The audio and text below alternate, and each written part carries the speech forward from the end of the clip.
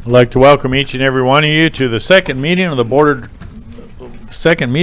directors of the City of Hot Springs on this very chilly evening, January 21st. So welcome to all. We'll begin with an invocation by Rabbi Sheldon Kleinman of the Congregational House of Israel. All rise.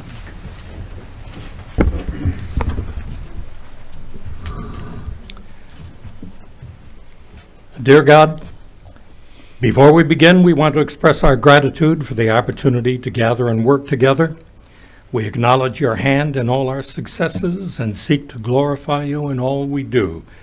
Thank you for the talents and abilities you have given us, and may we use them wisely and for your glory.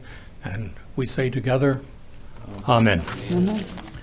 Please join me in the pledge. I pledge allegiance to the flag of the United States of America and to the republic for which it stands, one nation, under God, indivisible, with liberty and justice for all.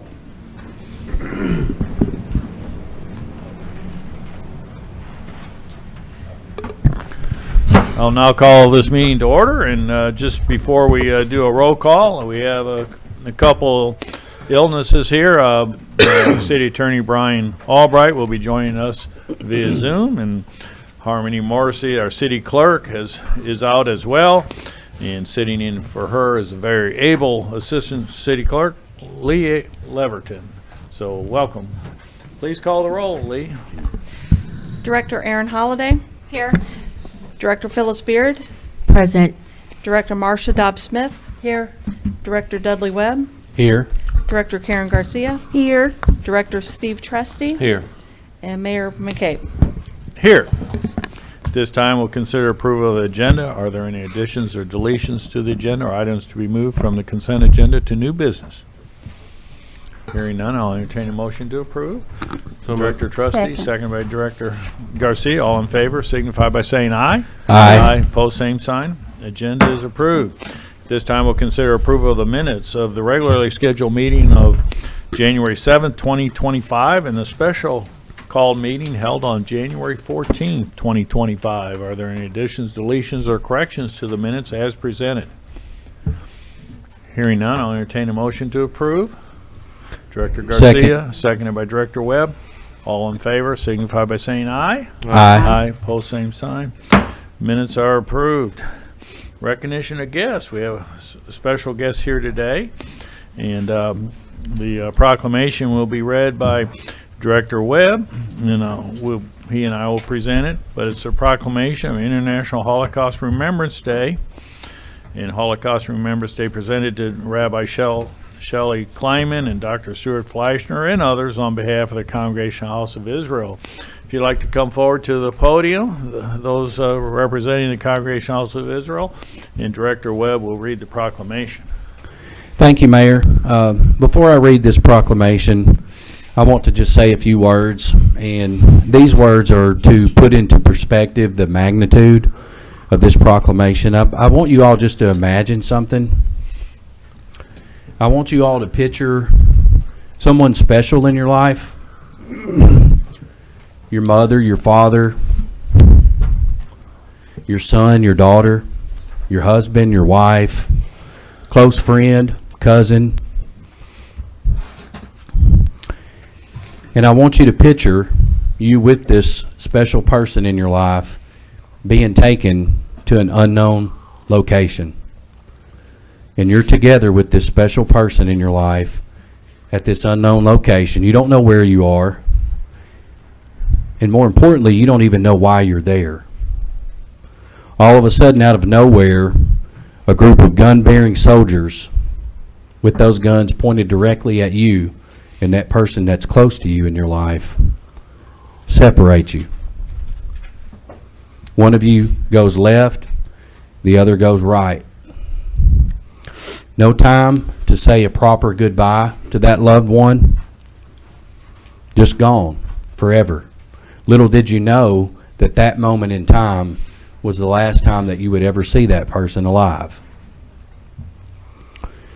This is what happened to many of our Jewish brothers and sisters in the late 1930s in the 1940s. 6 million of our Jewish brothers and sisters and 3 million political prisoners went through this same ordeal. Worst forms of torture that anyone could imagine: starvation, beatings, medical procedures for no ethical or health reason at all, stabbings, disease, inhumane living conditions, and the list goes on and on.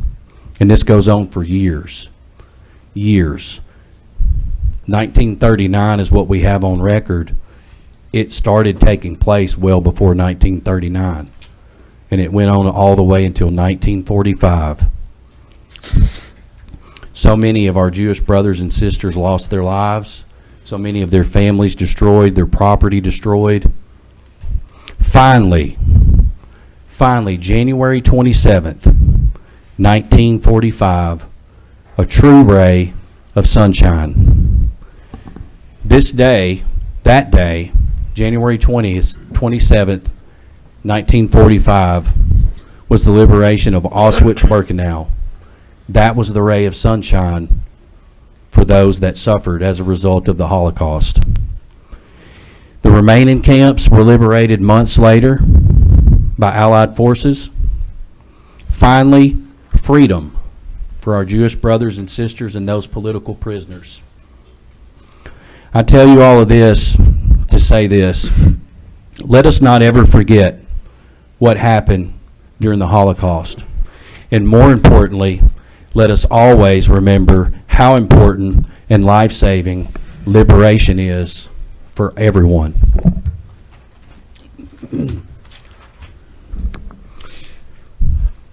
United in Memory, Holocaust Remembrance Day. Whereas the Holocaust was the state-sponsored, systematic persecution and extermination of 6 million Jews, along with millions of other innocent victims by the Nazi regime and its collaborators between 1933 and 1945.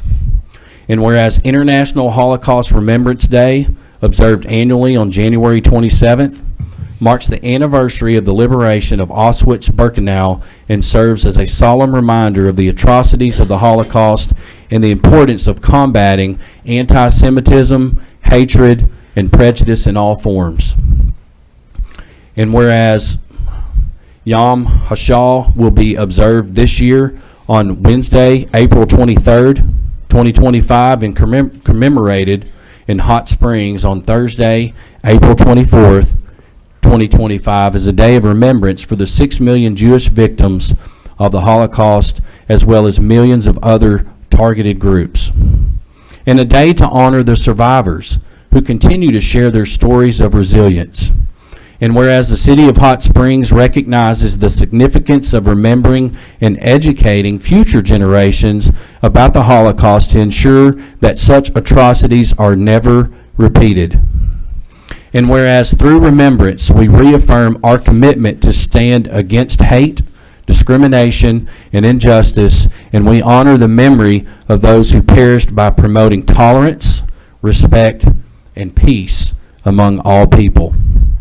Now, therefore, I, Pat McCabe, Mayor of the City of Hot Springs, on behalf of the entire Board of Directors, do hereby proclaim January 27th, 2025 as International Holocaust Remembrance Day, and further proclaim April 23rd and 24th, 2025 as Yom HaShoah Holocaust Memorial Day in Hot Springs, Arkansas, and call upon the residents of Hot Springs to observe these days with appropriate ceremonies, programs, and educational activities to honor the memory of the victims and to renew our resolve to prevent such atrocities in the future. In witness whereof, I have hereunto set my hand and caused the seal of the city to be affixed on this 21st day of January in the year of our Lord, 2025. Thank you.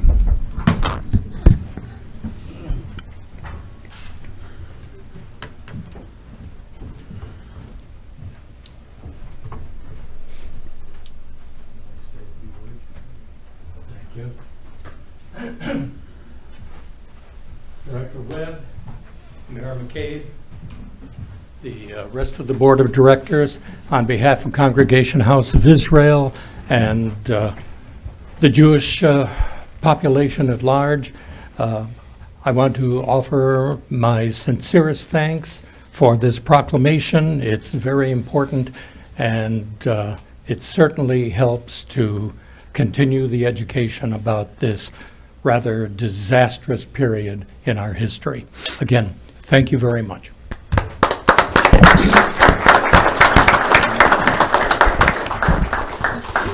We'll continue with the report by our city manager under the city manager's report. Bill? Thank you, Mayor, members of the board. I'll be brief in my comments this evening. As you know, we're just returning from the Arkansas Municipal League and had several days of different classroom settings, learning more about our municipal governments and how we govern, and those are always a pleasure to attend. Being able to network with those around the other 500 cities in Arkansas. So appreciate the board that was able to attend and was able to attend some of those sessions. Snow days, I want to talk a little bit about the recent snowfall, January 9th through the 13th. The essential city departments approached it with full force. The street division, with help from Fleet Services, made sure that our city roads were accessible. The fire department provided EMS assistance to ambulances. Police department assisted several stuck vehicles. Intercity Transit provided rides for as long as possible. A handful of staff from the solid waste department were able to take care of some of their commercial collection division. A lot of those were hospitals and areas like that. Airport staff cleared entrances from the terminal and hangars, also cleared the ramps for planes to park and refuel. Utilities, we had a couple of main breaks on our water distribution system. They responded to 2 water main breaks, one on Lakeland Drive, one on West Belding over that weekend. And it took about 16 hours to repair both of those lines. Several additional utility sewer lift staff were on standby ready to assist. But I can't say enough about the employees in our most recent snowfall that we encountered. It's frigid out there today. Fortunately, we don't have any precipitation that's going to ice over. But those are some trying days, and just want to recognize all of those departments and employees that played a role in getting our city back to where we could operate. This is one of the finest jobs I think that I've seen in as long as I've been with the city, in 22 years, as far as the response that we had on our roadways. We've tried new techniques with brine this year. That was really impactful, I think, being able to treat some of the roads before it fell. Salt is great, but you can only use it after it falls on the ground, and then after a certain temperature, what is it, Denny, 24 degrees, it stops activating, and so the new technology that we were using, I think, paid out. But just really proud of all of those that were involved in keeping our city running during those 5 or 6 days. It was pretty trying. Want to welcome some new hires, as I typically do at each one of our meetings. We have several Hot Springs firefighters that we were able to hire: Cooper Brooks, Micah Ferrara, Kevin Godwin, Colton Gross, Javis Williams. We have Hot Springs Police Department officers: Thomas Haley, Michael Washington, Michael Harrison joined our Parks and Trails team. Jamie Penix, also with Parks, Kenneth Bozick in Solid Waste, Marion Bird in our Customer Service Representative position, and Taylor Chrisman also with our Utility Billing Department. Want to welcome all of these new hires to the City of Hot Springs family, and look forward to working with them in the future. You know, that's a pretty big class coming in from the Firefighter Academy, so I know that they'll be going through a lot of additional training before they actually get what they call their black helmet. But we actually have a couple of those coming up this week that will be receiving theirs. It's a long process for our police officers that go through the training, then they come back here and go through additional weeks of training with a field training officer. So it's vitally important as we continue the process of hiring officers. And I think we're down to, what are we, Chief? Have 1 opening right now? 3? It seems like every time you get full, we end up losing a couple more. Oh, we do. I'm sorry. We did have the 2 retirements. That's right. We had to close some of the restrooms for Parks and Trails. However, those will be getting back open. And the 2025 youth T-ball and softball signups, those are happening now. All age groups, 6 and under, 8 under, 10 under, 12 under, 14 under. Individuals can sign up until March 3rd, and games will be starting on the week of March the 31st. For more information, you can contact Adam Ustry with our Sports Recreation Department, or get more information on cityhs.net/sportsrec. With that, Mayor, I'll end my report. Very good. Thank you very much. This time we'll hear from individual directors regarding announcements of upcoming events. Director Garcia. Thank you, Mayor. I would like to announce that the Food for Thought, the Giving Team's monthly food, nutrition, and resource program is scheduled for Saturday, January 25th, between 10 a.m. and noon at the parking lot at corner of Church Street and Malvern Avenue. Resources will include mobile soup kitchen, personal care bags, and many other resources in this program that are made available. That's Saturday between 10 and noon, parking lot, corner of Church and Malvern. Thank you. Any additional? Director Holliday. Thank you, Mayor. I just wanted to remind anyone who's seen that our Community Resource Center is somewhat temporarily open right now for a warming shelter, and they are still in need of volunteers. It will be operating through the 24th. So we've got a couple more days of really cold temperatures, and we have each night they're running, and help me, Bill, running between like 80 and 100 individuals 105 overnight. this morning. 105 this morning. So there's a lot to be done to help with meals, but also just organizing some of the materials there and resources to hand out. So if you're available, definitely take a moment and support the Resource Center. They have a Facebook page if you're on social media, Friends of the Community Resource Center, Hot Springs Community Resource Center, and there's an online sign up. Also, you're welcome to just show up. There is definitely work to be done, and they'll put you to work. It's at 109 Hobson. Director Webb. Thank you, Mayor.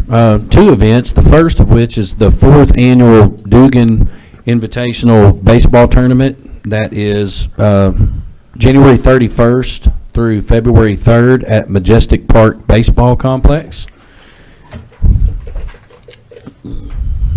This tournament was named in honor of Mike Dugan, the late Hot Springs baseball historian who spearheaded the creation of Majestic Park. This year's Dugan Invitational will host 6 college baseball teams from 3 states, including Arkansas, Kansas, and Missouri. Additional information on the schedule and then tickets can be purchased at majesticpark.org. That's the first event. And the second one is the Animation Academy at Mid-America Science Museum. This starts January 25th and it goes all the way through May 11th. It is being held at Mid-America Science Museum, which is at 500 Mid-America Boulevard. This immersive exhibit will open on Saturday, January 25th, run through Sunday, May 11th, offering visitors a hands-on journey through the history of animation. From the early days of hand-drawn animation to the rise of computer-generated imagery. Visitors will see how the medium has evolved over time and how new technologies have reshaped the industry. The exhibit also features an exploration of animators and techniques involved in creating iconic Warner Brothers cartoons like Bugs Bunny, Porky Pig, and Tom and Jerry. All favorites of mine since childhood. So again, that's the January 25th through May 11th. Thank you, Mayor. Very good. Additional announcements? Hearing none, we'll move on to the consent agenda. These are of a routine nature that do not merit individual discussion. So at this time, I'll entertain a motion to approve the consent agenda as presented. So moved. Director Garcia. Second. Seconded by Director Trustee. All in favor signify by saying aye. Aye. Aye. Pose same sign. Consent agenda is adopted. We have 2 items under new business. The first will be Resolution R-25-16. I ask City Attorney to read by title, and he's on Zoom. So, Thank you, Mayor. This is Resolution R-25-16, a resolution temporarily waiving zoning requirements and conditionally approving an application for temporary dwelling unit at 221 Ida Street pursuant to Hot Springs Code, Section 16-1-8. That concludes your reading. If you would now entertain a motion to take it to adopt and have discussion, if any. motion to, Second. we got Director Webb, seconded by Director Garcia. The staff report will be provided by Rick Stoddard, Planning and Development Manager. Welcome, Rick. Thank you, Mayor, members of the board. Property owner Debbie Coles seeks after-the-fact approval under Hot Springs Code Section 16-1-8.2 to occupy an emergency temporary dwelling located at 221 Ida Street. The residence on this property was involved in a structure fire on May the 10th of 2022. The structure received significant damage, rendering it uninhabitable, and has since been posted with an unsafe to occupy placard by the City of Hot Springs. At the time of the incident, the structure was owned by the applicant's deceased mother, Dorothy Sue Hale, and was unoccupied. Debbie Coles gained ownership of the property on August the 11th, 2023. Mrs. Coles' application narrative states, "I'm sorry for not having the money to move elsewhere. Need to stay on my property, please, to remodel my house." Ms. Coles stated that she has occupied a Travel Mate camper trailer on the property since September of this year. On December 12, 2024, Ms. Coles received a notice to comply letter from the city for this unauthorized occupancy and subsequently made this emergency temporary dwelling request. The application narrative asserts the owner's desire to rehabilitate the structure and the lack of financial means to seek housing elsewhere. Hot Springs Code Section 16-1-8.2 requires Board of Directors approval for such request, and approval can be for a maximum period of 6 months. Any additional time would require a separate application and approval from the board.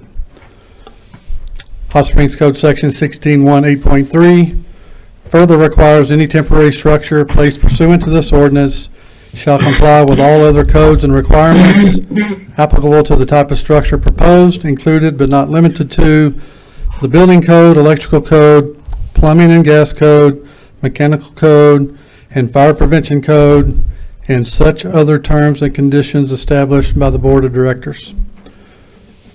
So the finding on this request is that the application responds to the applicant's urgent need for housing and demonstrates that damage to the structure was caused by conditions or circumstances beyond the owner's control. If approved, required code-compliant utility connections must be provided.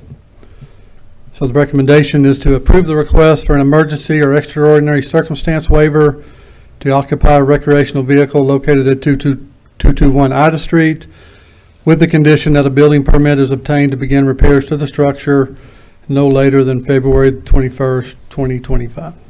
And that concludes the presentation. Any questions of Mr. Stoddard?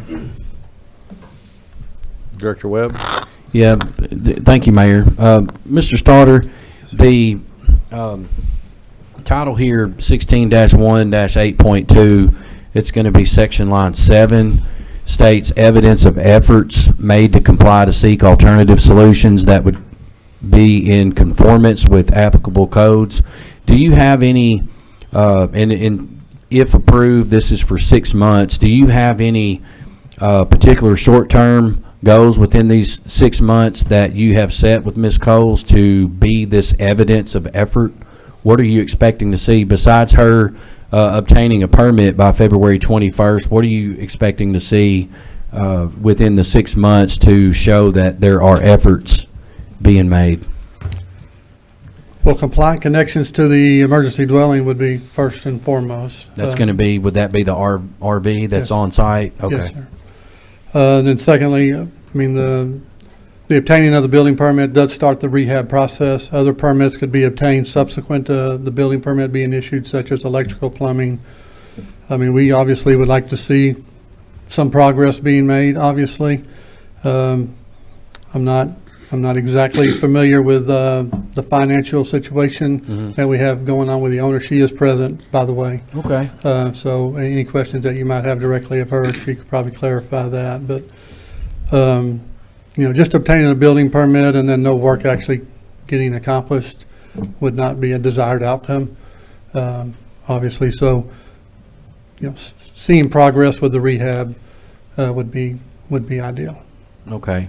Is your stating this the only kind of formality as far as what you're expecting to see to be considered as efforts, or do you have, some type of documentation that's been signed No, sir. to show proof that there's some effort taking place in 6 months? No? No, Just sir. building permit by February 25th, and then what you just shared with us? Correct. Okay. Yes, sir. Thank you. Thank you. Any additional questions, Rick, Director Trustee? Thank you, Mayor. Rick, have you inspected the property? I personally have not. I've seen photographs. I haven't talked to the inspectors that have performed inspections on the property. Is the structure salvageable? It is rehabable. It is? Okay. I mean, but, any structure that's open to the elements, the longer it sits there, of course, the less likely, I guess, that the rehab would be, be achievable, but it is rehabable at this point. Okay. I drove by today, and there's a lot of work Yes. done there. Thank you. Any additional comments or questions? Thank you. Thank you. Did we have anybody sign up? No? Okay, any discussion amongst directors? You did say the property owner was here? Yes, sir. Did you have anything you'd like to share, ma'am? No, sir, I'm sorry, I don't. I There- just need a lot of help in my house. Thank you. Okay, any discussion amongst directors? Director Beard, did you want to say something? Offer comment? I just wanted to know to read, to the city attorney to read what the ordinance, or what we're voting on, to be clear on that, when we Sure. vote. Okay, Director Beard, this is a resolution that would temporarily waive zoning requirements and conditionally approve the application for a temporary dwelling unit at that address, 221 Ida Street. And that is pursuant to your code that the board has adopted, 16-1-8. Thank It you. would be an exception to the zoning requirements relative to this temporary occupancy. Thank you. Director Webb? Yeah, thank you, Mayor. Based on the report given to us and that there hadn't been any issues with this property owner before, I'm of the opinion that it is worth giving this resident property owner a chance to bring some life back to her property, and I support granting her this 6-month temporary waiving of the zoning requirements. I would just ask to remind the property owner who is here that as of now, what planning department is suggesting that you do as a first step is to obtain your building permit, I think by February 21st. Has the planning department shared with the resident what those steps are? This is probably a question I should have asked Rick. Have you told her like what she needs to do to get the permit? Yes, sir. Okay. I would just like moving forward, if we have any type of similar resolution that comes before the board, I think what might be helpful for us too, if we were to grant a temporary waive for a resident in a similar scenario, might be helpful for us to see what we are expecting to consider as efforts to take place within those 6 months as it relates to the code. If possible, if at all possible, it might be reasonable to accomplish within those 6 months. And that is expected to be individualized based on what the property looks like, property owner, location, and so forth. But that might be helpful moving forward. Yes, sir. Thank you. Please call the roll. Director Holliday? Director Beard? Aye. Director Dobb-Smith? Director Webb? Aye. Director Garcia? Aye. Director Trustee? Aye. Mayor McCabe. Aye. Resolution is adopted. Our final action item of the evening is to consider ordinance O-25-05 and I'll entertain a motion and a second to suspend the rules and read by title. So moved. Director Garcia, seconded by Director Webb. I have a motion and a second to suspend the rules and read by title. All those in favor signify by saying aye. Aye. Opposed, same sign. Council, please read by title. Ordinance O-25-05, an ordinance amending the Hot Springs Code, Section 13-4-2, to include the Church Street parking lot in the city's short-term facility use policy. That concludes your reading, Mayor. If you would, entertain a motion second to adopt. Motion to adopt. So moved. Director Holliday, seconded by Director Dobbs Smith. And again, the staff report will be provided by Deputy City Manager, Mr. Denny McFate. Welcome. Thank you, Mayor, members of the board. A request has been made by District 2 Director Beard to allow for temporary use of the Church Street parking lot by the Hot Springs Giving Team Incorporated for a monthly resource fair. To accommodate this temporary use, an amendment to Hot Springs Code 13-4-2 is necessary. If the request is approved, any applicant can make a request to use the Church Street parking lot for non-parking uses subject to the existing fee structure. This code section currently outlines the conditions and regulations for short-term use by individuals, groups, and organizations for the Transportation Depot, the Transportation Plaza, the Exchange Street Parking Plaza, and the adjacent Exchange Street Entertainment District.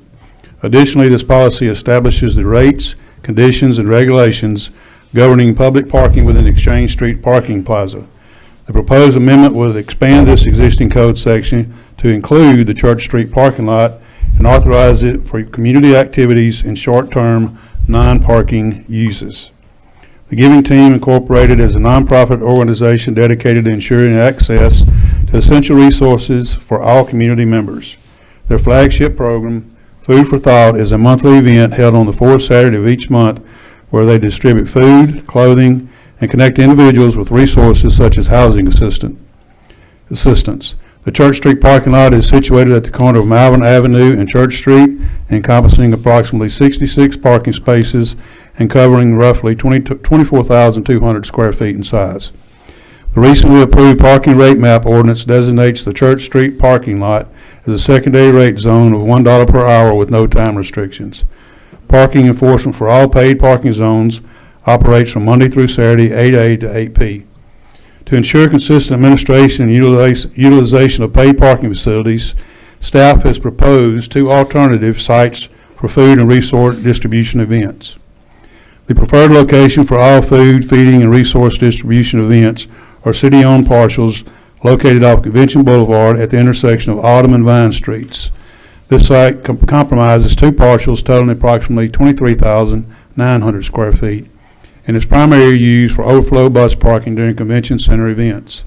The Community Resource Center, located at 109 Hobson Avenue, is also an available option for area nonprofits to utilize for resource distribution. The financial impact of converting this lot is a potential loss of revenue of a maximum of $792 per parking day, and the facility use fee would be set at $100 for regular rate and $50 for nonprofit rates. And that concludes the presentation. Any questions of Denny? All right. No, Director Trustee. Thank you, Mayor. Then when we convert some of our property to this particular use and we charge these fees, is that for the full day or is that for an hourly? I mean, we just heard the Food for Thought's going to be there from 10 to 1? 12. Or 10 to 12. So that they only needed 2 or 3 hours. Could we put some requirement on this that it's not for the entire 12-hour period, 8 a.m. to 8 p.m.? Yes, sir, we could. The depot conference room is by the hour. It's set that way. hour. Some of the facilities are by the day, some are by the hour. We could do it either way. This would be the only lot where we have paid parking. All of our other surface lots that are part of our current special events application are all non-paid parking. They'll continue to be non-paid once we implement the paid parking system. We've also got another organization that uses it on Tuesdays, every Tuesday. So as we add this into our facility use, if that's the board's desire, we're also going to have to open this up to other organizations to be able to rent the facility. I will say, as we look through our special events, you know, some of the rental fees that we have in there, they haven't been reviewed in over 2 decades. And some of those I looked at today, I didn't feel like really covers what our expenses are to date. So as we move through this process, regardless of what we do on this item, we'll be bringing you back something on all of our special event fees to make sure that we're covering the city's costs, because right now we have a couple of them in there that I don't think do that. In this situation, you know, if we use that full 66 parking spaces for 4 hours, it's about $264 of loss that we would experience. That's if all parking spaces were full. Right. We do see a lot on the weekends from the hotel. And as we move through the process, a lot of them park at our lot that we have next to 324. We've got specific plans for that lot for employee use as well. So I think we're going to end up moving more parking towards that Church Street from the hotel, but they also have a parking deck that they can utilize. One of the things that was brought up to me today that really I had not thought about, and what happens if we have a vehicle that's paid to park and there's no cost between 8P and 8A, but we have vehicles in there that have stayed the night at the hotel on a Friday night. What do we do with them if we have an event that's going to start at, 8 in the morning, setting up for a 10 to noon session? Those are other things I think that we need to consider. Staff is certainly fine with whatever the board decides, but there are some additional things that I think will come up as we look at trying to use some of these paid lots in this manner. I've talked to Ms. Davis with the Giving Team, and first I want to say that is a wonderful organization that does a tremendous job. Those events that they have on that fourth Saturday are so beneficial to our community. Would never want to adversely affect that. But I do believe that the alternative locations would suffice. I don't see that as being an issue. I think it may actually end up moving some of these resources to people that need them the most. It's right next to our housing authority. There was a time when the Giving Team didn't use this lot. I'm not sure where they used it previously, but it's hard for me to make the recommendation after what we've gone through with paid parking, trying to get this implemented. It's hard for me as the city manager to recommend that we add this lot to our special facility use permit. But again, I want to make sure that the board has all of the information that we can supply to you so you can make that informed decision, and staff will follow suit. Any questions of Bill or questions of Mr. Denny? Director Garcia? Regarding thank you, Mayor, regarding the cars that may be parked there from Friday night and there on Saturday morning, what was, when y'all looked at that, what was your thoughts or recommendations? Really, I don't know what to do with those. They're going to be in that lot until they, choose to leave, as long as they're paying the app to pay there. So I don't know how that's going to affect what's happening now. I mean, we've gone along all this time, and the lot had very, very low usage. I think there was a vehicle in there last night that was overnight. I did go down and check that, but it doesn't get a lot of use today. But as we start moving through this process and we continue to see additional businesses open in the area, I think that lot's going to get used. Okay.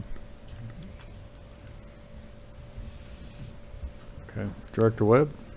Yeah, thank you, Mayor. Denny, you mentioned something about, or no, I think it was you, Bill, something about kind of recalibrating the fee schedule for these type of events, renting out lots and so forth.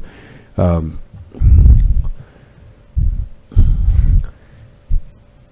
thinking here that information might be helpful to know prior to making this decision, but I don't know where the other board members are. Do you have any kind of idea of where that might go as far as what the rates are today versus what needs to happen to make those rates more compatible to balance out city expenses?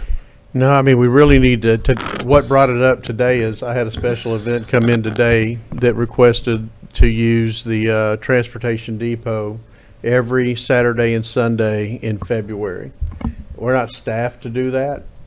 As I started adding up what that would cost for those hours that they were going to use that every day for the month of February, it didn't cover Lana's time to come in to be able to even accommodate somebody being in there those days.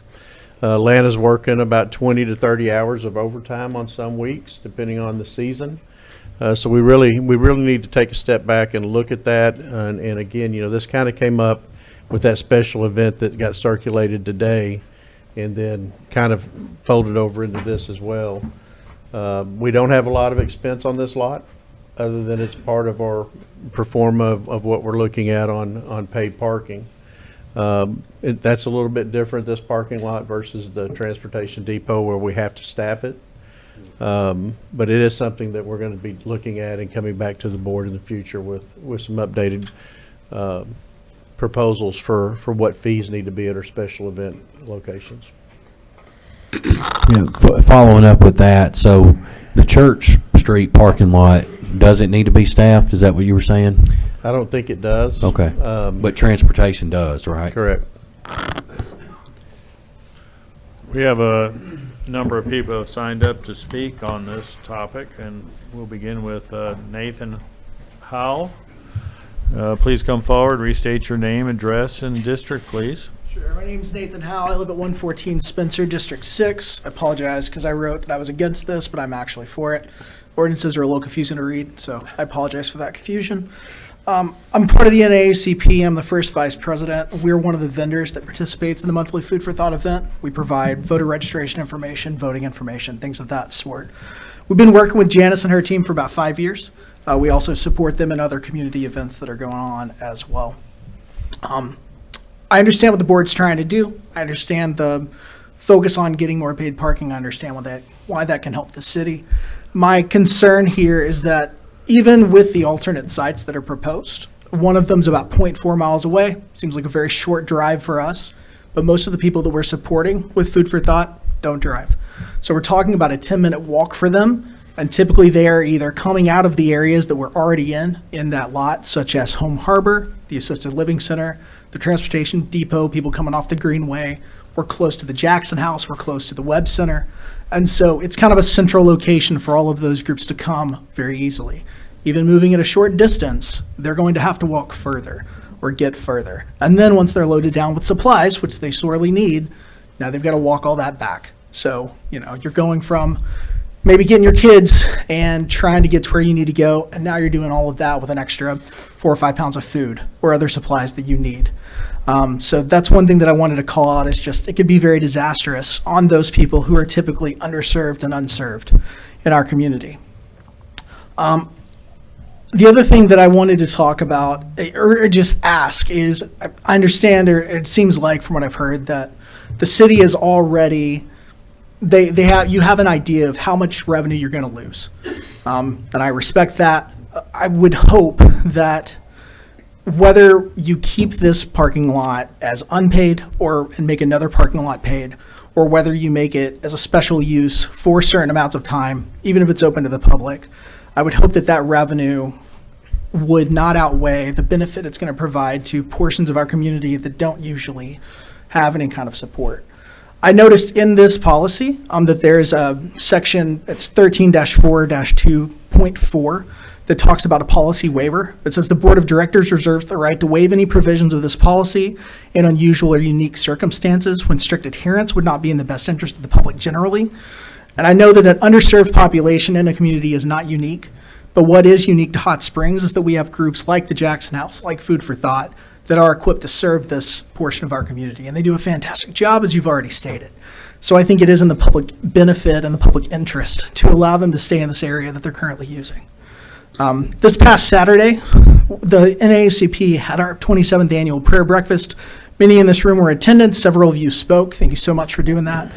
And City Manager Burrows, in your speech, you talked about, or in your remarks, you talked about, change is good and it can bring a lot of progress, but not all change is good. We have to make sure the change is going to be good for everyone. And I think in this case that this change may not actually be good for those who are underserved in our community.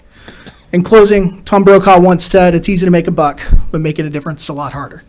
So I hope tonight that you all take the opportunity to make a difference. Thank you. Thank you.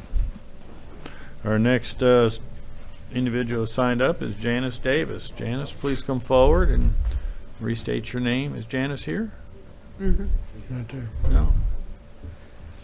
Yeah, here we go. Good evening, Hi. City Manager, Mayor, and City Board of Directors. I am Janice Davis, the President and founder of the Giving Team, Inc. We have 3 major programs, and one of them is Food for Thought. And City Manager, we have always been in the lot. Former City Director Elaine Jones acquired the lot for us from Steve Arison when we started in 2019. So we've always been there. We've not been any other place. And yes, we've had discussions, and so you know how I feel about moving. However, I understand move. I do. However, we've established our premise in District 2, where she wanted us to be, which she is not here, and I understand that. But we've made a name for ourselves where we are, and there's enough other people that do what they do, but what we do is totally different. We provide the most resources for the underserved, the working poor. There are homeless people that get things from us, but the unique thing about that is, like, if they get food bags, and I have people here who do food bags because I don't. I buy all the food and I make sure all the food is there, but these ladies make sure the bags are packed. And if any of you ever came, you would see how that works.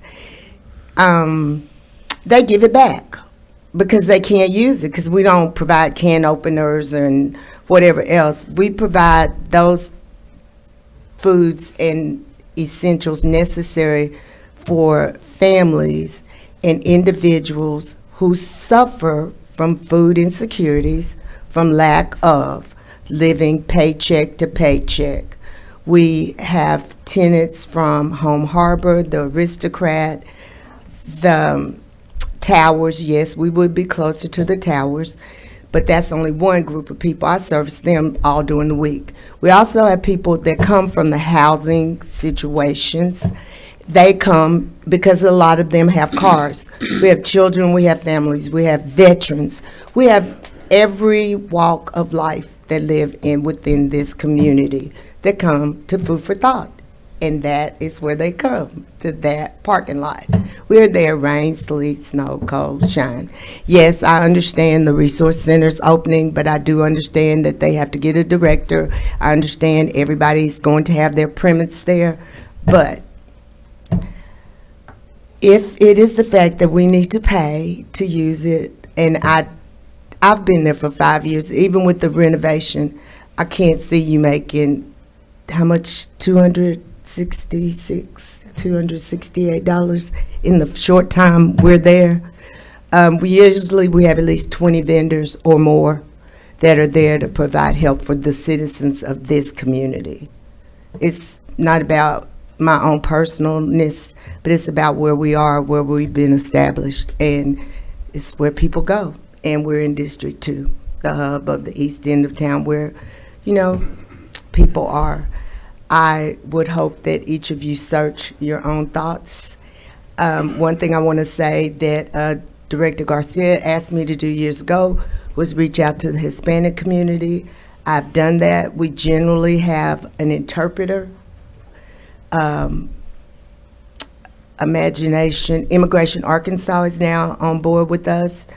I spent a lot of time with Jackie, and we do what we need to do. So a lot of things that y'all don't know we do, that I do, that we do for people. So Voice didn't get to, Mayor, City Director, everybody, he didn't get to sign up, but he wanted to say something after me, so I hope y'all will let him say it before That's you go fine. to the next speaker. Kimberly Kimberly Owens. I had a question for Janice. Oh, I'm sorry, Janice. Janice. Could you come up again? Director Dobb Smith has a question. I didn't even look at you. No, you're fine. Sorry. Have you noticed any, there was a mention of there might possibly be cars parked from the hotel when you're trying to set up on that Saturday morning. Have you noticed any Yeah, cars? we've had that, and we just go to the hotel and they move. The buses, when, which y'all may not have looked at that, the buses, because the hotel tells the buses that they can park there free. The buses from the tournaments, the volleyball tournaments, the basketball tournaments, they're there too. We go get them. They come and move. I mean, people are always gracious when they find out you're doing something. And actually, in November, one of the bus drivers made a donation. There were some people at one of the tournaments. She gave me $200 for our cause because she thought what we were doing was something she'd never seen before, and that the city allowed us to do it. So Very yes, nice. we work past it. If a bus stays there, I think Pastor Byers is here with Samaritan Feet. One year the bus was there and y'all had to set up in front of the bus because we couldn't find a bus driver. We make it work. Very good, thank you. Kimberly Owens, please come forward, restate your name and address, please, and district. I'm Mayor Cave and the board. I want to go on record to stand against this because I've actually been with Miss Janice for about 3 years. I have a nonprofit as well. It's called Enso Divine Spa that I actually cut the underserved hair, give them haircuts. And to see the line at Church Street here, I would say with the 2 hours that, maybe 3 hours that we're there, I mean, after the fact, you actually see the food trucks open up at that time. And I would think that would be what was it, 200 and what? You can actually make that up after we're done and finished. But it is an amazing organization to be in that spot. And I mean, just being in the 3 years that I've been there, it has been very touching for a lot of people because people that pass by, that is visiting, even stop to see what is going on. And it is amazing to say that they are very welcome to it. It's like, just like Ms. Janice said, it's never been seen or done before to even have that many resources out in one place to be able to get all. So I would say I would be against it because it's just a few hours. And it's just, Ms. Janice is doing an amazing job with as long as she's been doing it, and I'm brand new into it. So it is very heartfelting to do that, to offer for the underserved. And they don't have to walk or have a long way to walk to get anything of food or any other clothing services as they gain. So it is very good. Very good. Great. Thank you for your comments. I have a quick question. Ma'am? Sorry. Director Holliday has a question. Just to be clear, because I know this is in talking to some people, you're against the cost, but you're for a procedure or a way to keep the organization in the space. And keeping Correct. the organization in Okay, space. so you're for the organization or any organization for that matter using the lot, however, you're against the fee. Yes. Okay, just being clear. Thank you. Thank you. Judy Dare. Thank you, Judy. Hello. Please I'm come. a county resident, so I don't get here very much. But I've been a member of the Giving Team for about 6 months, so thank you for letting me speak to you. I understand that the city is going to a holistic view of parking, and I understand that. I get it. And I agree with it. It is tough to park downtown. But I also know when we show up on Saturday morning at 8 o'clock, 8:30, 9 o'clock to set up for this event, that there are not many people in the parking lot. We have had to deal with buses. I've only been a member, Kimberly says she's been a short-term member. I've been a member for 7 months, and I see what this does for the community. However, I do have some thoughts. we understand that there are other lots available, but this lot is unique in the fact that it has a fence. It allows us to go in, set up, get everything ready for the clients, I guess we could call them, that come in, and do it very efficiently. If we're in an open air area without a fence, we are fighting people, not literally, but asking people, please wait, please wait. We have people lined up all around the block. There are people with dogs, there are people with kids, strollers. The fence makes it very, very efficient for us to do what we do in a short period of time. So the other lots, I get it. They're close, they're available, and they're free, but they don't serve this mission as well as they could. I would request that we look at this as a study. How many cars do park there? I mean, I'm there early. I see maybe one or two. Yeah, the buses are there, but guess what? Like Janice says, we set up in front of them. Maybe wait to enforce a fee until we see what parking actually happens there. I know that area is being looked at for regentrification, hard word for me to say, and it will come, but it is not there now. So yes, we understand, Janice and I talked today, we understand that progress needs to be made in the city. We understand that processes will change, but at this point, I think maybe we back up a step and yes, make it fair for all. Janice goes through the paperwork every time she wants to use that lot. Make that equitable for everybody who wants to use the lot. But maybe not jump to, we have X amount of parking in, if every parking space is full, it's X amount per hour. I just think that maybe we're jumping to something that could be eased into and still serve the community, because what these people do is amazing. I won't go over what has been said, but Very good. Thank you. Mayor Boyce Mitchell. Yeah. No, you're fine, ma'am. Others who'd like to come forward that might not have, Pastor John, feel free.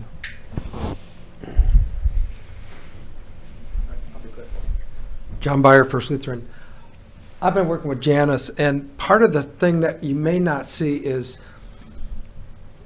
this lady is key to everything flowing because she organized. She works all week to get all the products there, and everything's there. And when you break the leaders back, everybody just runs. One of the great things about our city is the collaboration that we do, that we want to work together and do these things. And she puts it together so beautifully. It's one of the greatest things. I so enjoy to go there and watch God work, and these people who get helped and the relationships that are built. So it brings us all together. It's a beautiful thing, and I would hate to see it change just to change, and then the enthusiasm of volunteers. We have a lady here who's looking for volunteers. Volunteers, even in the church, are hard to get. And she's got an army of people for this great cause for our low-income people. So that's a consideration. I don't know, another consideration might be we grandfather people into different things who have been there a long time. Maybe this could be an exception that she's been there that long. We've been there. So is there another way, and just to encourage to work with Janice on how we can work together? That's what collaboration works so beautifully. So we're all on the same team. We want to see our city be known as a place where great things are happening. So I just want to point to this lady and say, she's a gem. We don't want to lose her. So thank you. Mitchell, please feel free to come forward. Restate your name, address, please. Hello, my name is Boyce Mitchell with Ouachita Behavioral Health. I want to thank you for allowing us to voice our opinion, give us some input, and also for everything that the city does. There's only one thing that I'm more passionate about than eradicating homelessness, and that's prevention, because that makes me work a little less harder on the back end. I remember when I was with Janice when we first started Food for Thought, our first one. We had 28, 29 people. She cried on my shoulder. I thought it would be more. We're doing all these good things. Where's everybody? And I remember talking to her saying, it's gonna come. This is like a train. This is our time to get everything right, study, try to figure things out, because there's gonna come a time you're gonna have more people than you know what to do with. And that's what you gotta worry about, not how many people are here today. And now we're up to 150, 200 people in 2 hours that we're serving. And I work with homeless people day in and day out. And the biggest thing I have to tell the volunteers, they feel so sorry for them, they just start loading them down with stuff. Here, take this blanket, take this, take that, take this. And I see them down the road walking and have to discard half of it. It's not about loading people down. It's about giving them what they need on a consistent basis, knowing that they can come somewhere on a consistent basis. And we should be removing barriers to people who already have barriers, not putting them there. And we talked about that train that we're starting. We move locations. We're going to have to start that all over again. We're going to have vendors that's coming from all over that has to move and start things all over again. The money that we're going to lose in 2 hours, ask yourself what kind of investment is that? Not how much you're losing, but is it worth losing? What is it worth losing? And my concern, if we're preventing, we're catching things on the front end and not on the back end, and that's always cheaper. Very good. Thank you very much. Any questions for me? Thank you. Mayor, if I could add, you know, we talked about money. I don't want anyone to think this is about the city making $200. That's not what it's about. It's about moving this lot into an inventory of lots that we'll have as a special event.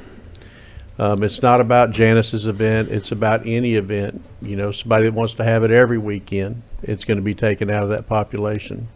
I can tell you, I'm a huge fan of everybody in this room that works on these projects. We work on a lot of things together.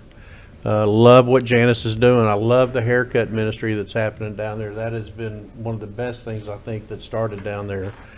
So I just want to, you know, this isn't a money grab. $200 isn't going to make or break our parking. It's putting it into an inventory of being able to manage that when anyone and everyone's going to be able to use it. I want to remind the board that even though we talked about the parking fees that will be coming in the future, moving it over here doesn't set that fee at the $264 or whatever it may be. It's $100 for regular use and $50 for a nonprofit. That's what's currently in our special event fee. In events like this that support the entire community, we have some of those at the farmers market. And the city manager, through the board, has the ability to waive those fees, and we've done that for some of the resource fairs that we've had down there. So, you know, it's about whether we use the location for this particular type of event. It's not about the money, because most events like this, we're going to waive that fee anyway if it's added to that special event. So I just want to make the board aware of that. It's not really about the money. It's about what do we do with this lot. And I empathize with what we've heard tonight. So really what you're indicating is that your office, you yourself, can waive the fees, even though there's acknowledgement of fees inside the ordinance. Correct. And we're just adding it to our list of available space for rent. And typically I only ever do that if it's a community-wide resource event that's going to help anyone and everyone. Very good. Director Beard? Yes, and that's what this is. This is a community-wide resource event that is helping everyone. But I did want to ask, when you mentioned other people that would want to come and use the lot. I wasn't here, but what was in place with the previous director, if they've been using this for 5 years and this is something that is District 2 that benefits everyone, why?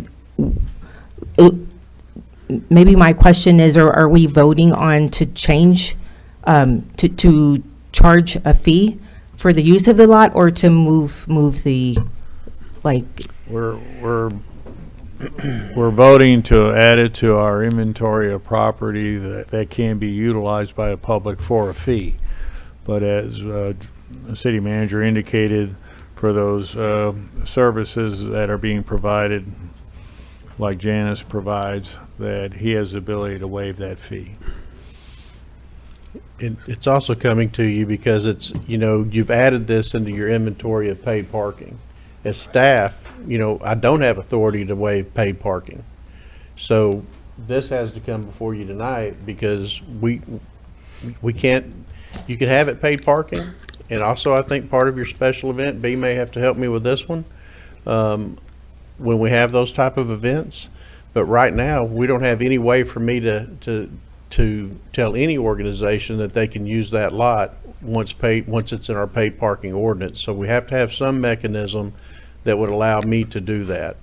When we looked at it, we have a similar lot, same size. I understand Boyce's concern that, people may not find it, or they've got to start over. But, when we looked at alternative lots that were similar in size, similar in scope, similar to the area, and also closer to, like you said, the towers and some of the other housing authority, as staff, we thought, that's a good area to move forward to. And then we'd have this lot in this one ordinance, and we're able to take care of the giving team and others in this lot on convention. That's kind of how we got to where we are tonight. That's how it got in front of you, because right now it's part of your paid parking inventory, and staff does not have authority to waive those. Well, I did want to take note about what you said, that this is a low usage lot. Coming from a city where a parking place was precious as clean water, I tell you, if anyone is going to park that far from downtown, which I'm going to just guesstimate about being 3 blocks, they are not going to want to pay for parking that far. So, not saying not to pay, but if they want to walk 3 blocks, then they're going to most likely want to park in a place where they don't have to pay. Like, you pay for parking, you're to be close, or you park far away and walk down and not pay. That's just the logic about it. And then also, before we talk, if it's not about the money, then, we won't have to mention that this parking lot is not usually full that time of day. Maybe for Bridge Street Live or the St. Patrick's Day Parade. That I drive by the lot all the time, and I just don't see much usage of that. I don't usually, I have to really pay attention to see if the lot at the hotel is full. I just don't recall, and I might have to just pay better attention. But that's all I wanted to say. Well, let's hope with the investment that we're making in Malvern Avenue that we bring that entire area back to life with great businesses, amenities. We're making a huge investment in Malvern Avenue, and hopefully it's going to become that boulevard again that people want to walk down. Doesn't have anything to do with this parking lot, but I truly believe as we continue, Gary Carnahan's in the audience tonight, as we continue to make the investments we are on Malvern, it's going to make Malvern Avenue great again. And we've got a lot of vacant properties on there, and would love to see this boulevard come back. Well, we're under the discussion amongst directors, which we're certainly doing. Director Garcia. Thank you, Mayor. There's no doubt that the Giving Team provides the resources to those in need of them in our community and in particularly in this geographic area of our city. And I have been there, and when I was there, it wasn't this cold, so I always, they're there in, as she mentioned, all types of weather. But it was very, very busy, and not only food resources, but health and wellness resources, clothing. I mean, so many things. I couldn't name all of them that are available to those that need them the most. But what I've heard, and this is my understanding from listening to everything, and I asked, is there a parking problem currently in this location with this lot?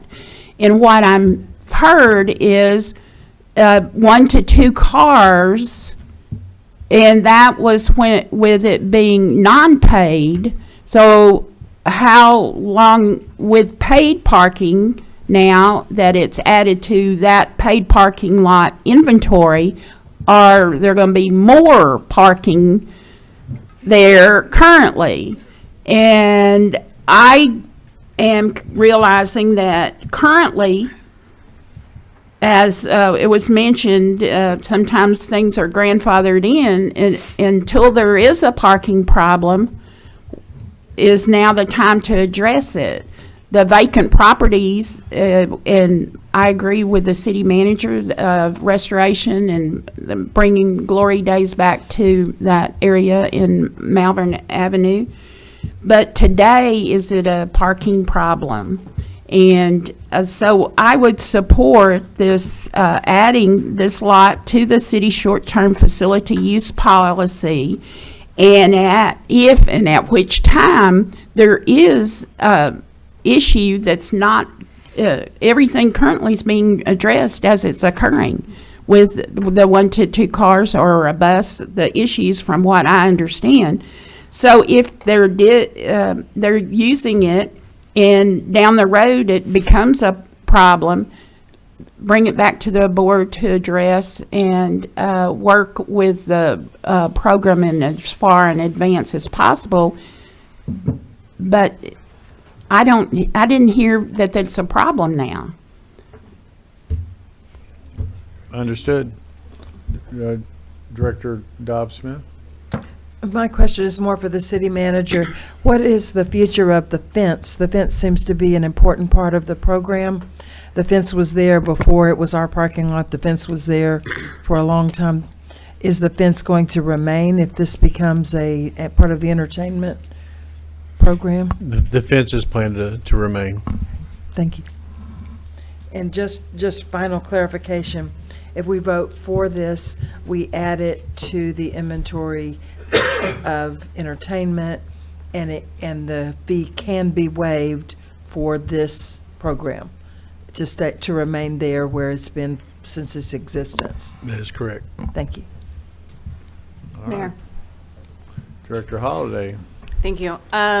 Did I hear correctly that the parking at 324 Malvern will be specifically employee parking? It's not for public use, correct? Right now, it is for public use, but, to be honest with you, I think we have a lot of our employees that we park a lot of our service vehicles there. They leave in the mornings, they come back in the evenings. It does get a lot of parking from the hotel. We use the area under 324. Most of our employees park there, but that doesn't leave us many spots for those that are coming to do business at their utilities, parking spaces. So something that staff has talked about, we haven't moved there yet, was moving as many employee parkings over to that 320, to the lot next to 324 behind the Glover lot. and opening up some of that underneath for those that need to come in and do business, whether it's business license or pay their water bill, whatever it may be, because front of Malvern's going to be paid parking as well. So that was kind of the thought on that. And as we do that, it's going to shift some of those employees and people that park there now to a different lot. But, you know, as I mentioned earlier, there's a parking deck there that I think would accommodate those that would be, those that are utilizing the lot now.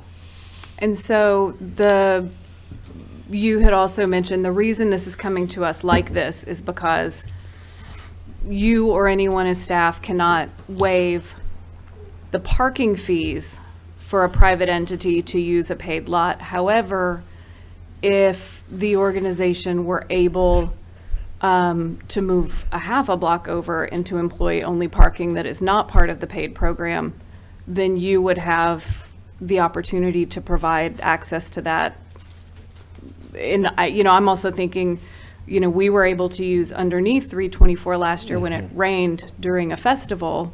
And I'll be the first to say I've not worked with Janice on a Saturday, but I have worked out in the weather before. So I know that's probably not a conversation that you've had, and it's not necessarily the item in front of us, but it perhaps addresses a lot of things. I will say to Director Garcia's point, while the giving team may not engage in the parking, the active people parking, once this becomes part of the system, any nonprofit can say, I want to throw a party for 8 hours, and then it will impact the parking, whether it be about the pay or just movement of vehicles in and around people doing an event. So, I mean, I am taking that part very seriously, in that the item, while it impacts the giving team at the moment, there's a potential greater impact moving forward that other people could use it, and kind of are there unintended consequences. But if it's agreeable to people, I think using 324 could be a solution, which allows us to maybe keep this parking lot from being able to be rented out privately, and it can just be a parking for cars. And the organization would literally just be on the other side of a building. They wouldn't be a half a mile away. But I don't know. I know it's a lot of moving parts to throw at the moment, but I think it seems like the prevailing narrative is we want to make sure the giving team stays where they need to do their best work. And we need to do that in a way that also doesn't have a negative impact to them, perhaps with the fee, but a negative impact to the use of that public space for what it's intended, which is parking. Understood. I think I agree with Director Garcia saying, if the parking in that area becomes significant, then and there's a challenge with the giving team setting up there, then it needs to be revisited. We're not there yet. Other comments, questions? Director Trustee? Thank you, Mayor. But if we did something like that, this would have to be reconsidered, so we'd move it to short-term facility use policy, and then would have to reconsider taking it out? Well, If no, parking it became always would, significant? yeah, it would always have that ability to be used, just like the transportation depot and some other places underneath the parking deck there on Exchange Street, and those are all available. It's just a function of if and when, we all know the world changes, and we'll change with it if demand increases. Sure. Also, there've been several comments about cars from the hotel parking there and buses there from the hotel. There hasn't been a charge to park there. So that's why they park there from the hotel. That's why the buses come down there and park. Yeah. If we convert this to a paid parking facility, the buses probably won't come in there because they're going to take up 2 or 3 or 4 spots, and they'll have to pay just like anyone else. Yeah, and I think Convention Center has some bus parking. They do. In another location. They do. It's probably more convenient for them there since it's open. Right. And just to clarify, this will continue to be paid parking. It would just be under this other special event that would allow us to manage it in a way that we could for nonprofit events such as this. But on days where it's not being used by an agency, it's paid parking. Right. Well, would it Director be- Holliday? Oh, I'm sorry. Go ahead. Do you have a follow-up? Yes, would it be possible to make this, put it into the short-term facility use policy, grant the giving team, I don't know, a 90-day extension or something, and let you take a look at the alternatives that we have and what that might do for us? And alternatively, can we limit it to just the giving team being able to use it once a month from 8 to noon or 9 to 1 or whatever? Brian, is that a possibility? Sorry, I needed to unmute. Y'all didn't want to hear me coughing. No. Well, I mean, we have to be non-discriminatory in the policy. And so if this goes into the short-term facility use policy, it would be open to any applicant. I think, part of our problem is with the parking program that's been adopted and being implemented, we're trying to put a square peg in a round hole. That's right. By adding a paid parking lot to the short-term facility use policy. It is different from the standpoint of the parking deck. We're not talking about the parking spaces at the parking deck. We're talking about the area below it. That's correct. The transportation plaza is not paid parking. So that's not the same situation that we're talking about at Church Street.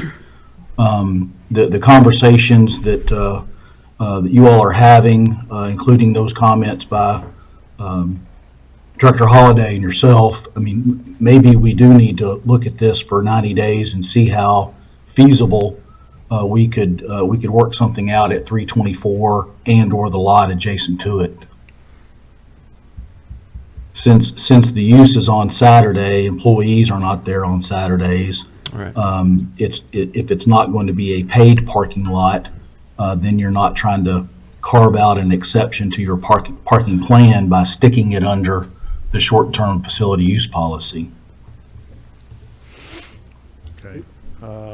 Not going to throw a monkey wrench into the toolbox, but maybe I am.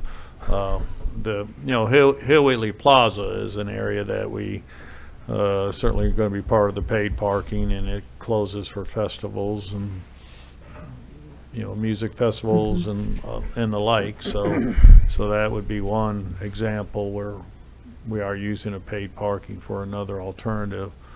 I know I have a few more hands up. Director Beard, did you have?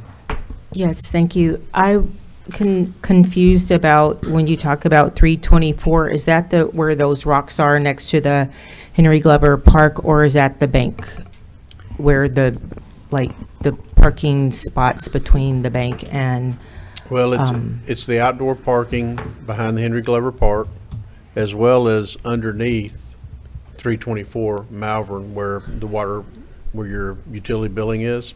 Mm-hmm. So there's a large parking lot there that the city has, as well as that lot to the side. We'll have a lot of those spaces maybe taken up with some of our vehicles that aren't running on that Saturday, but it's not that many. There's quite a few spots over there.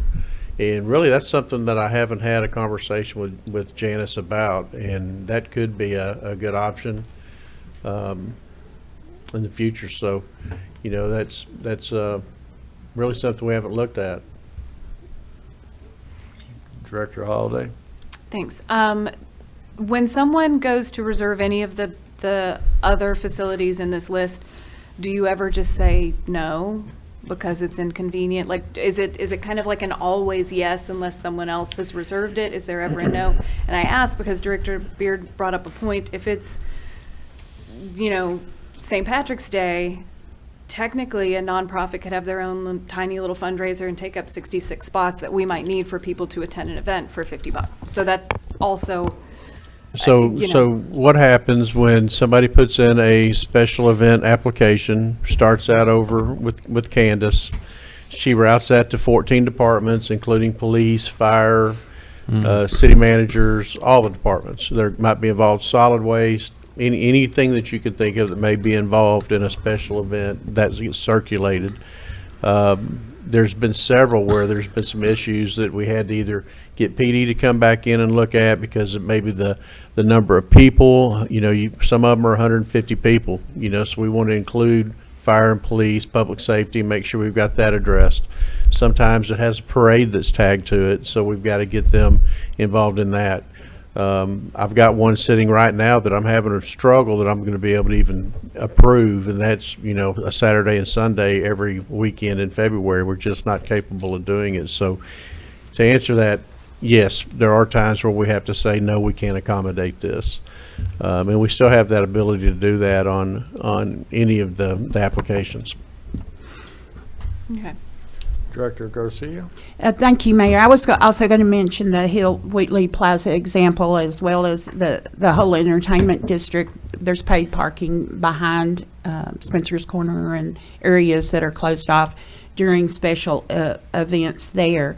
And currently, I have not seen it demonstrated to be a large number of nonprofits or other organizations seeking to have events on this lot, because they could have always asked for that. And I understood there's one other organization that uses it some on a Tuesday. Usually every Tuesday. And what was that time? I want to say he steps up around 3 o'clock. So it's a somewhere. Is he here? Ask him to come on up. Welcome, and please state your name and address, please. Yes, sir. My name is Chisholm Ewing. I'm the president of EH 2030. EH stands for the goal of ending towards homelessness here in Hot Springs. Prior to using this parking lot, I was at the transportation depot until the city requested that we move to that parking lot. I believe I was at the depot for 3 years until moving to this lot, which is the same lot that Janice is using.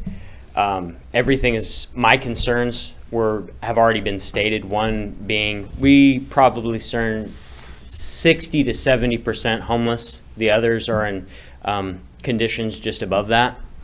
One of the bigger issues, when we moved from the depot to that lot, it's 100 yards away. For 3 weeks, we feed between 150 to 200 people on a given Tuesday, and it's every Tuesday. We were feeding 30 to 40 people because people thought we just stopped coming, which really blew my mind because we're only 100 yards away. If you move a location that's half a mile away, especially when we don't have the means to go and cater to people, especially when there are people that are disabled, I would say at least 15%, that's going to be an issue trying to get those people. So that is a big concern. The other concern that was mentioned was the establishing where people are, just knowing that you're there. And having been feeding people that long, to have people say you just quit showing up when you're 100 yards away, I think it would be very challenging to move. As far as seeing the parked cars, 5 at most. There have been events where there have been buses in that parking lot, but we don't take up the whole parking lot. There's just one section where we set up, but we've never had an issue with cars or anything like that where the parking lot's even been close to being full. But it is every Tuesday at 3. We are generally there for no more than 2 hours. Yeah. Did a very good job cleaning up as well. Thank you, sir. Any questions? Thank you. Yes, sir. Oh, Director Beard, do you have a question? I don't have questions of him, but before we vote, I would like the, what we're voting on to be restated. If I, not to interrupt, but I would, because of all of the concerns and kind of the moving parts, I would like the board to entertain tabling this for 90 days so we can work out some of the questions. And in that 90-day period, I do want to make sure that the programs that are happening would be allowed to continue. Got a motion Well, to table? Or can I ask what questions are we wanting to answer, or ask rather? Oh, well, one, we've talked about determining whether or not the cars, anecdotally, we're hearing the cars aren't an issue, but let's go ahead and actually really take a look at it. Whether or not 324 Malvern is a possibility, because then this maybe wouldn't even be in the inventory to rent out, and it would just be parking. You know, and then looking at, you know, does this fee make sense? Again, if someone were to rent it for the, 12 hours that it would be mostly used, is $50. You know, there's kind of a lot of variables here. And then furthermore, to Bill's point of bringing up fees for other locations, and then also right now, Hill Wheatley Plaza is specifically stated in our code that it is managed by the Advertising and Promotion Commission, and is that something else that also needs to be looked at? Because our parking program it's been paid parking there, but it'll be different moving forward. And, if several of those things can kind of come back, since it's sort of a larger conversation, then, within the next 90 days, we can make sure that the whole system works the way it needs to moving forward. Okay, so just so I'm clear, what did you say about Hill Wheatley Plaza? Is that, you mean consider moving this towards there, or? Oh, what did you mean? no. Hill Wheatley Plaza is part of our paid parking program, but is also used for festivals. So I think it came up because it's a similar challenge that a private or a nonprofit would use that public space. But Hill Wheatley Plaza is reserved, and that process is managed through the Advertising and Promotion Commission, not through the city. So, is that something else that needs to be revisited as well, since our paid parking program is different now than it was? Okay. Well, I think we established, though, that the fees are, well, because what the Giving Team is doing is providing a service for the community. So I don't know if there was anyone that thinks that that they need a fee for that. And then 324 Malvern, it's like Chisholm said when he moved 100 yards away, the people that, I guess if you're waiting for Tuesday to come and you're used to food being in this area, and then you move the food, it will look like that the food is not there.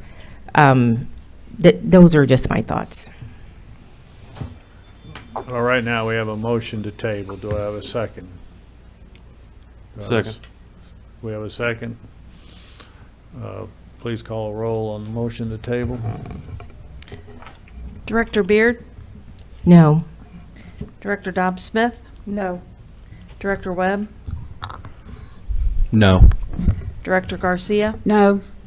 Director Trustee? Yes. Director Holliday? Aye. Mayor McCabe? Aye. Motion to table fails. So we're back to the original ordinance. So please call the roll on the original ordinance. Director Dobbs Smith? Aye. Director Webb? Aye.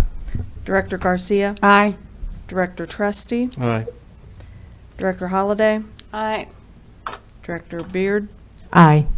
Mayor McCabe? Aye. Ordinance is adopted. That concludes the action items that will, for tonight's meeting. We do have Board of Directors items for discussion. Do we have items for discussion? I kind of do. We have a work session next Tuesday. We're going to go over Title II, and that's kind of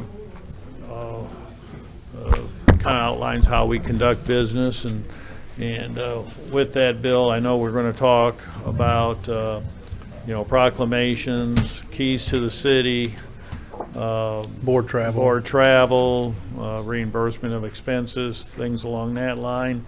I want to add to that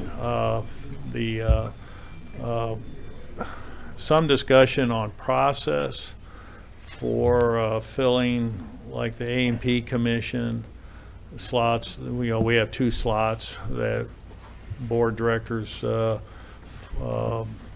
fill within the A&P Commission.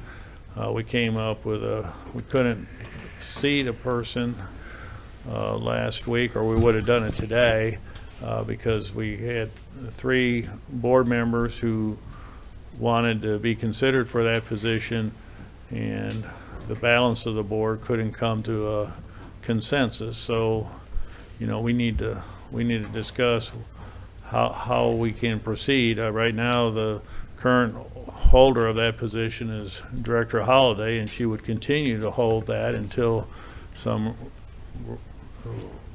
either she got more votes than everybody else, or somebody else got more votes than she and the other candidate. But, you know, maybe there's a better process that we can undertake. So I'd like to have that discussion. Was there anything else that we wanted to address at the work session? I mean, just from staff, it's become a little unclear on how we get agenda items onto an agenda. You know, at one time, we came to an agenda meeting, and if there was something a member of the board wanted to see on an agenda item at the next meeting, they would present that, and, you know, consensus would be, you know, staff, you know, we want to see this, you know, come to the board for action. So we would put that onto the next agenda meeting, and now I've had some board members and that want me to add things to the next agenda meeting or to the next board meeting.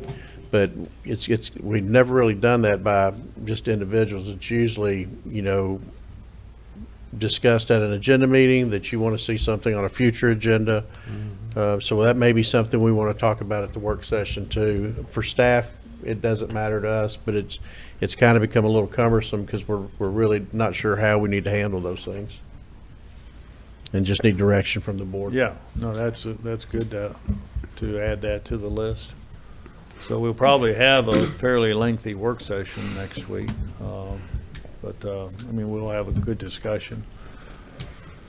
Other items, Board of Directors items for discussion before we adjourn. Director Garcia? Thank you, Mayor. I just wanted to kind of piggyback on comments the city manager made in his report of the excellent job that the crews did during the inclement weather. I received several emails and phone calls, and they wanted to give the accolades to getting their streets in the neighborhoods opened, and not just in my neighborhood, but from several neighborhoods in my district. And they all said this was the best job in this type of weather that had ever been performed in getting to their neighborhood so timely. And it made a difference in some getting to getting medical needs taken care of.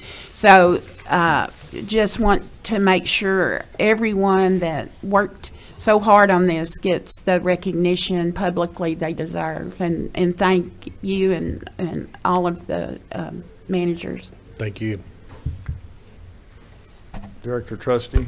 Thank you, Mayor. Just a reminder, I know we all saw it in communication that's gone out recently, but the annual requirement of submitting our personal statement of financial interest, that's due. There you go. I have my envelope at home. I haven't filled it out yet, but it's due at the end of this month. So please keep that in mind and take it and get it filed. Thank you, sir. Any other announcements or items for discussion? Hearing none. Director Garcia, you have a final thought? Thank you, Mayor. I move to adjourn.